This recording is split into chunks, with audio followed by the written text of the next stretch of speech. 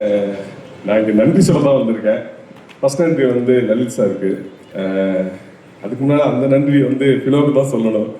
Philo phone பண்ணி Lalit sir உங்கள்கிட்ட பேசணும்னு சொன்னார் அப்படின்னு சொன்னாப்புல. அப்புறம் லலித் சார் என்கிட்ட பேசினப்போ நான் போனேன். நான் கதை சொல்கிற இதெல்லாம் போகல, சும்மா லலித் சாரை பார்த்து பேசுவோம் அப்படின்னு போனேன். போன உடனே லலித் சார் சொன்னார், விசாரணை மாதிரி ஒரு படம் பண்ணணும் அப்படின்னு சொன்னார். என்கிட்ட பண்ணணும் அப்படின்னு சொன்ன உடனே நான் சொன்னேன், அவர் பெரிய ப்ரொடியூசர், அவர் பையனை எப்படி வேணாலும் அவர் அறிமுகப்படுத்தலாம், ஒரு ஃபேண்டஸியா அப்படி பண்ணா. அவனும் அப்படி தான் சொன்னான் ஒரு இன்டர்வியூவில், நான் ஃபேண்டஸியாக தான் அறிமுகம் பண்ணேன், எங்கள் அப்பா இந்த கதையில் தள்ளி விட்டார் அப்படிலாம். அவர் சொன்னார், இல்லை இல்லை கண்டென்ட் கதையாக இருக்கணும், வெற்றிமாறன் பண்ணுவார்ல அப்படி ஒரு படம் இருந்ததுன்னா சொல்லுங்க. எங்கிட்ட கதையாக இல்லை சார், லைனாக இருக்குது அப்படின்னு சொல்லிட்டு சும்மா ஒரு இந்த இன்ஸ்டண்ட்டாக சொன்னேன். சொல்லி முடிச்சோன்னே சொன்னார், இல்லை தமிழ் இந்த கதை சூப்பராக இருக்குது, இந்த கதையை நம்ம பண்ணுவோம் அப்படின்னு சொன்னார். அப்படியே ப்ராசஸ் ஆச்சு.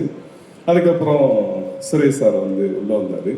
சுரேஷ் சாரை சொன்ன உடனே அவர் ஓகே பண்ணது வெற்றிமாறன் லேபிள். வெற்றிமாறன் அசிஸ்டண்ட்லாம் ஓகே தான் எனக்கு, நம்ம பண்ணிடலாம் அப்படின்னு சொல்லி சுரேஷ் சார் உள்ளே வந்துட்டார். நான் சுரேஷ் சாருக்கு வந்து இந்த இடத்துல பயங்கரமான நன்றி சொல்லணும். என்னன்னா, நம்ம எழுதுனதை நம்ம பார்த்து அள வைக்கிறாங்கல்ல, அது பெரிய ஒரு பயங்கரமான வேலை. சுரேஷ் சார் பிச்சுட்டார். அடுத்து சூஸ் பண்ணவங்க எங்கள் ஹீரோ விக்ரம் சார். சரி நம்ம போனால் சொன்னால் கதை கேட்குற ஒரு ஹீரோ இருக்காது, நான் அவர்கிட்ட சொல்கிறேன் சார் அப்படின்னா. சரி ஓகே தமிழ் எனக்கு ஓகே தான், நீங்கள் சொல்லுங்கன்னா விக்ரம் சார் போய் சொன்னேன். அப்போ சார்ட்டு இன்ஸ்டன்ட் மட்டும் தான் சொன்னேன், ஒரு 40 நிமிஷம் ஒரு இன்ஸ்டன்ட் சொன்னேன். அவர் நல்லா இருக்கு அப்படின்னா அப்போ சுரேஷ் சார் போய் கதை சொல்லி வந்தாப்புல. அப்படி சொல்லிட்டே போகலாம். இந்த படம் நிறைய பேர் பார்த்துறீங்க, அந்த 2 பேர்த்தையும் பார்த்த ஒரே நான் மட்டும்தான். அந்த 2 பேர் அந்த அந்த கதையில் வர 2 பேர்த்த நிஜமாக பார்த்தது நான் மட்டும்தான். நான் எப்போ கதையை அந்த கதையை எழுதும் போதெல்லாம் திருப்பி அந்த முகத்தை ஞாபகப்படுத்திட்டே இருப்பேன். இப்போ உண்மையிலேயே எனக்கு வந்து ஹனிஷ்மாவும் இவங்க முகம் தான் அந்த இடத்துல வந்துக்கிட்டே இருக்கு. அவங்க 2 பேரும் மறைஞ்சே போயிட்டாங்க. நான் தொடர்ச்சியாக படம் பார்க்கும்போது இது பார்க்கும்போது திருப்பி இவங்களை பார்த்து அந்த 2 முகம் எனக்கு மறைஞ்சிருச்சு. இப்போ இவங்க 2 பேர் முகம் மட்டும்தான் என் மனசில் நின்றுக்கிட்டே இருக்கு. அப்படியா எல்லாரோட உழைப்பு, ஃபிலோமின், மாதேஷ் எப்போதும் எங்கள் குடும்ப கேமராமேன் அப்படின்னு சொல்லலாம். அந்த மாதிரி நிறைய இந்த படத்தில் வந்து இது பண்ணாப்புல. ஒரு கதையை எப்படி பிடிக்கணும் அப்படின்னு சொல்லிட்டு நான் அண்ணன்ட்ட தான் கற்றுக்கிட்டேன். உங்களுக்கு அண்ணனுக்கு ஞாபகம் இருக்காங்கன்னு எனக்கு தெரியாது. விசாரணையோட ஒரு நாள் எடிட்டு டப்பிங் போயிட்டு வரும்போது சும்மா ஒரு மழை பேசிட்டு இருக்கும்போது அண்ணன் நான் பேசிட்டு இருந்தோம். அப்போ என்னடா பண்ணுற, என்ன கதை தான் வச்சிருக்கியாடா அப்படின்னு சொன்ன உடனே நான் வந்து ஒரு பயங்கரமான ஒரு டபுள் இந்த சப்ஜெக்ட் அண்ணன் சொன்னேன்.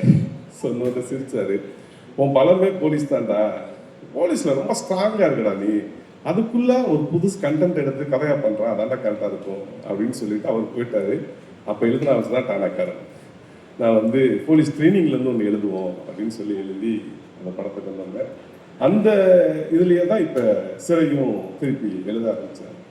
என்ன சொல்கிறது, அந்த படம் ஃபிலோ எடிட்டில் போட்டு காமிச்சப்போ என் மனைவிட்ட நான் போய் சொன்னேன், அந்த படத்தை நான் பண்ணியிருந்தா கூட இவ்வளோ அழகாக பண்ணியிருக்க முடியாது, நான் பயங்கரமாக லாஜிக் பார்த்தேன், வெற்றி இந்த மாதிரி சின்ன விஷயத்துக்கு லாஜிக் பார்த்தேன், அவர் எந்த லாஜிக்கும் பார்க்காம ஒரு தேட்ரிக்கல் ஃபிலிமாவா அப்படி ஒரு படம் பண்ணிட்டாப்புல. நேற்று மனைவி சொன்னாங்க, அந்த தேட்டரை விட்டு எந்திரிக்கவே 10 நிமிஷம் ஆச்சு அப்படின்னாப்புல.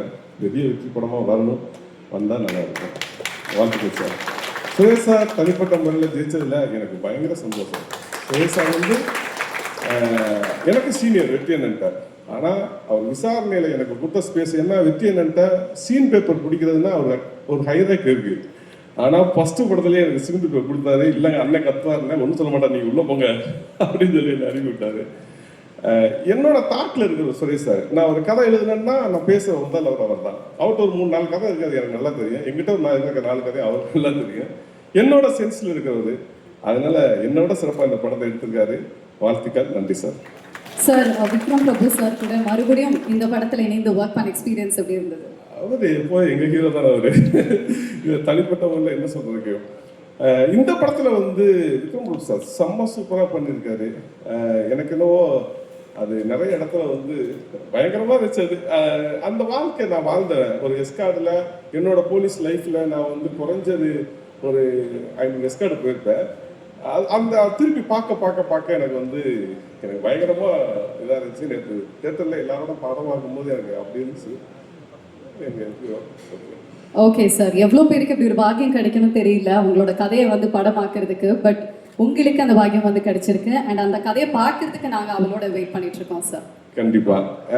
ஒருவேளை அந்த பையன் இப்ப எங்க இருக்கான்னு தெரியல.